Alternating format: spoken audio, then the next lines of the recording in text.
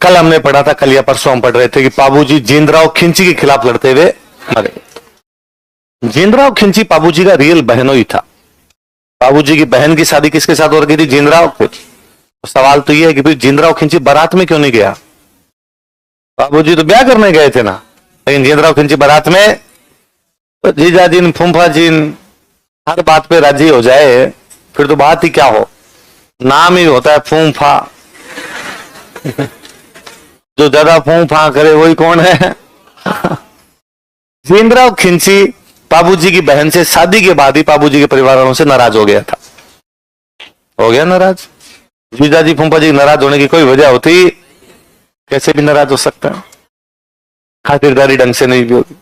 और उसने चैलेंज कर रखा था कि जिस दिन मेरा बस चलेगा तुम्हारे गांव को लूट लूंगा मैं। बाबूजी की बारात गई तो सारे पुरुष तो कहां चले गए? बारात। उसने गांव लूटा, सारी गायें लूट के लेके गया। भाई उस समय धन क्या होता था? गाय। तो गांव की गायें लूट के ले गया। भाई इनकी बेइज्जती होगी, लो साहब बाबूजी का गांव लूट लिया जींदराव खिंची। बाबूजी पीछा करते हैं, जींदराव खिंची से लड़ते हैं, वो गायें तो छुड़ा लेते हैं लेकिन बाबूजी लड़ते हुए मारे जाते।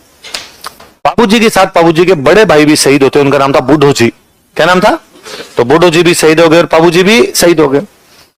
तो बाबूजी के और बूढ़ो जी की दोनों की पत्नियां उनके साथ में सती हो गई। बाबूजी की पत्नी फूलमदे, जिसने बाबूजी के साथ केवल 3 फेरे लिए थे, वो भी अमरकोट से कोड़ू मंडाती है और आगे बाबूजी के साथ में क्या हो जाती है? सती। तो बूढ़ो जी की पत्नी थी वो भी सती भी। तो जब बूढ़ो जी की पत्नी सती हो रही थी तो परिवार वालों ने उनको मना किया कि हम तुम्हें सती होने। उनका क्या बात करते हो, ये 3 फेरे ली भी सती हो रही है, तो मैं तो पूरी परिणीता विवाहिता महिला हूं, मैं क्यों ना सती हूं मेरे पति के साथ? तो उनको कहा कि तुम प्रेग्नेंट हो, और प्रेग्नेंट महिलाओं को अपने यहां पर सती करते नहीं थे। उनके 7 महीने का बच्चा था, तो ये बच्चा चला जाएगा तुम्हारे साथ। कहते उस महिला ने अपना पेट चीर के उस बच्चे को बाहर निकाल दिया, झाड़ के बाहर निकाला गया, इसलिए नाम क्या है? राजस्थान के पहले सिजेरियन बेबी। अभी भी तो होता है ना ऑपरेशन के, अभी भी सिजेरियन करते हैं, तो बस उस टाइम सिजेरियन किया होगा उन्होंने अपने तरीके से। अब जटराज जी बड़े हुए तो उनको पता चला कि अपने परिवार में ना तो पापा है, ना चाचा है, ना मम्मी है, ना चाची। कहां गए भाई? तो कहा पिता और चाचा युद्ध में लड़ते हुए मारे गए, तो मम्मी और चाची उनके साथ में क्या हो गई? सती। तो पापा और चाचा किसके साथ लड़ते हुए मारे गए? फूफा जी। किसके? अब झगड़ा जिनका अपनी जिंदगी का एक ही मकसद है, फूफा जी को सलटाना है। पर फूफा जी जींदराव खिंची डाकी टाइप का आदमी, जल्दी से मरने वाला।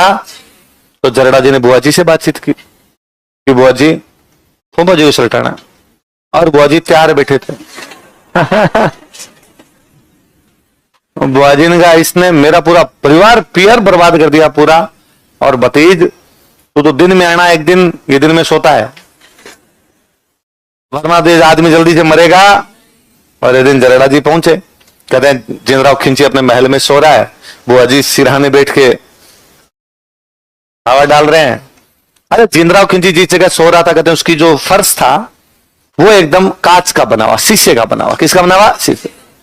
अरे ग्लास जो होता है, शीशा जो होता है, वो दूर से रिफ्लेक्ट करता है, तो आपको कांच यदि होगा तो यदि नीचे पड़ा होगा दूर से लगेगा पानी है। तो जी वो जरड़ा जी जैसे ही मारने के लिए, जरड़ा जी को लगा अरे यार ये तो पानी है, इसका मतलब मेरा फूफा कोई तालाब में बेड वेड डाल के वैसे सोता है, और जैसे मैं घुसूंगा इस पानी में गिर जाऊंगा। हो सकता है कि अब बुआ जी इधर मिले हुए, मेरे को बुला लिया आजा, और यहाँ ये पकड़ के मारे। तो जरड़ा जी सोचे जाऊं नहीं जाऊं। बुआ जी को लगा अरे जरड़ा जी नजदीक आ गया, अब ये डर के मारे आगे नहीं आ रहा, या कम से कम इस शंका के मारे कि इनको ये लग रहा है कि ये फर्श जो है वो क्या है? शीशा, पानी है, इसलिए नहीं आ रहा। तो उन्होंने अपनी अंगूठी निकाली, अंगूठी निकाल के धीरे से गिराई तो टन आवाज आई, इसका मतलब पानी। तो जरड़ा जी गए, जाके जींदराव खिंची को मार दिया। जरड़ो काका बाप हुई ज्यादा करड़ो, जरड़ो काका बाप हुई ज्यादा करड़ो। करड़ो मतलब कठोर, करड़ो मतलब। तो जरड़ा जी अपने काका और बाप से भी कठोर निकले, जींदराव खिंची को मारकर अपने पिता व चाचा की हत्या का।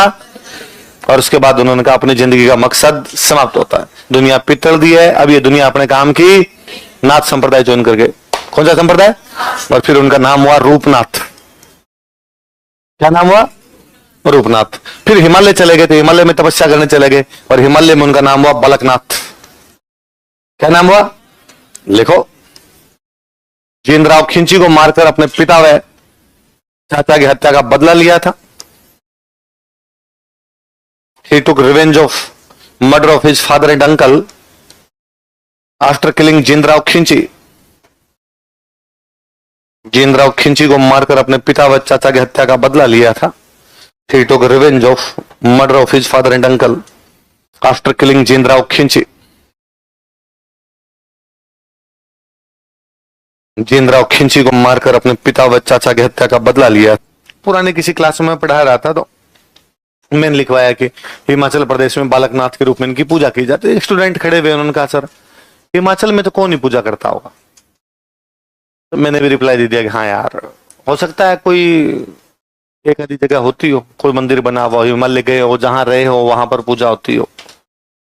तो एक स्टूडेंट और बैठे थे, वो हिमाचल प्रदेश के थे। पोंग डैम नाम सुना? पोंग हिमाचल में बना।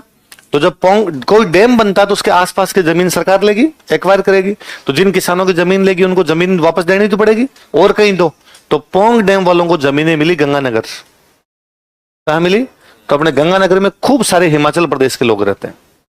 कहां के? अब वो यहीं रहने लग गए तो मूल निवास भी यहीं के हो गए, राजस्थान के लोग हो गए। उनमें से कोई एक स्टूडेंट अपने कोचिंग में आते, मैं जानता भी था, पहले से मिले थे। तब उन्होंने कहा था सर, तो वो कांगड़ा जिले से गए थे उधर। कौन से जिले से? तो उस साइड में बोलते कांगड़ी है कि कांगड़ी है, कांगड़ी है, कांगड़ा घटे भी है बाई छे कांगड़ा बैठा गलो कांगड़िया छे गंगानगर रहे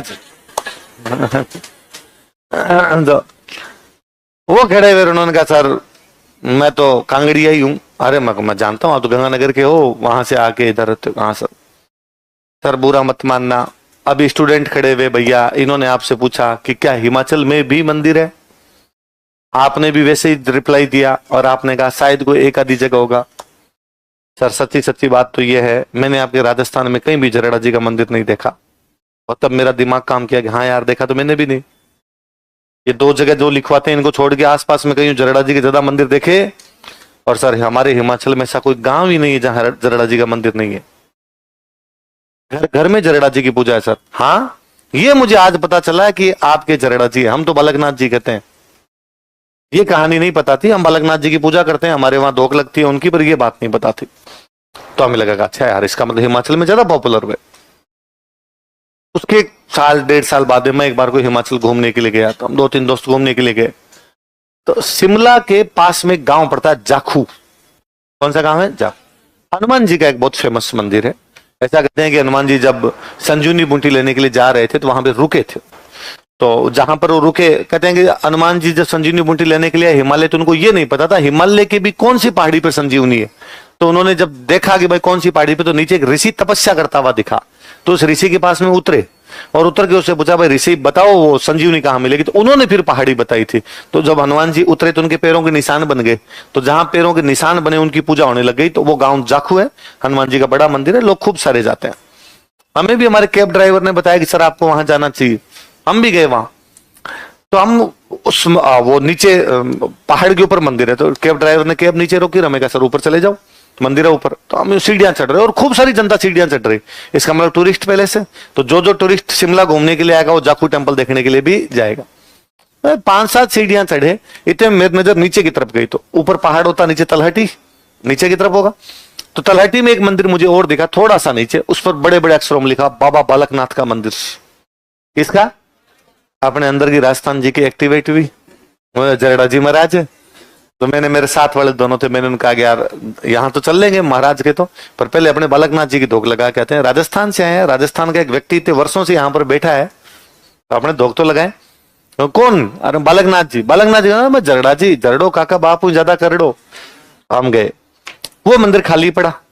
इसका मतलब वो टूरिस्ट पैलेस नहीं है, केवल लोकल लोग ही वहां पर आते हैं। और लोकल लोग किसी मंदिर में उस दिन आएंगे जब मेला होगा, जिस दिन भी मुख्य दिन होगा, मंगलवार बुधवार जो भी वो मानते होंगे उस दिन ही आएंगे, बाकी तो क्यों आएंगे। तो पुजारी जी अकेले ही बैठे। तो हम गए, आराम से धोख लगाई, फेरी दी, फोटो वोटो खींची, पुजारी जी से चरणामृत वगैरह लिया। फिर मैंने पूछा पुजारी जी से कौन है ये बालकनाथ जी जिनकी आप पूजा करते हो। तो उन्होंने कहा राजस्थान के एक राजकुमार थे, किसी युद्ध में लड़ने के बाद में यहाँ पर आ गए थे। कौन थे राजकुमार, कहाँ के थे, तो ये तो नहीं पता, पर उनके परिवार में कोई लड़ाई हुई थी, उसके बाद उन्होंने बदला लिया था, मुझे इतनी बात पता है। फिर उनको मैंने कहानी सुनाई दोनों, बाबूजी की भी और जरड़ा जी की। दो कहानियां जुड़ी हुई है ना भाई। बाबूजी की नहीं सुनाओगे तब तक जरड़ा जी के समझ आएंगे। पंडित जी भी, पुजारी जी भी खूब राजी हुए। हमने खूब इधर उधर की बातें की। दूसरी ओर जब चलने लगे तो मेरे दोनों साथियों ने बाहर आते मुझे कहा अब तुम पक्का मास्टर बन चुका है। कैसे? कि देख अपने को 2 दिन हुए हैं जयपुर से बाहर आए, इसका मतलब 2 दिन से तूने क्लास नहीं ली, इसलिए तेरे को बच्चे याद आ रहे होंगे कि किन को जाके सुनाऊं किन को सुनाऊं। पुजारी जी मिले, खा गया 20 मिनट तू पुजारी जी के, मैं आ रहे तो पुजारी जी को ज्ञान दे के आया हूं, 4 बात ही बता के आया हूं। तो आप भी जब कभी जाखू जाओ और आपका कैब ड्राइवर आपको कहे कि हनुमान जी को देखना है, तो जाना हनुमान जी के, बजरंगबली के दोग लगाई जाए, पर पहले अपने दोग किसके लगाई जाए? बाबा बालकनाथ किसके लगाई जाए? राजस्थान का एक व्यक्ति 500 वर्षों से हिमालय के अंदर बैठा है, तो हमारा इतना तो बनता है कि जब भी जाएं तो उनको क्या कहेंगे, सर उधर सब सही सलामत है, आप हिमालय की रक्षा करो, राजस्थान में हम कमजोर पड़ते हैं।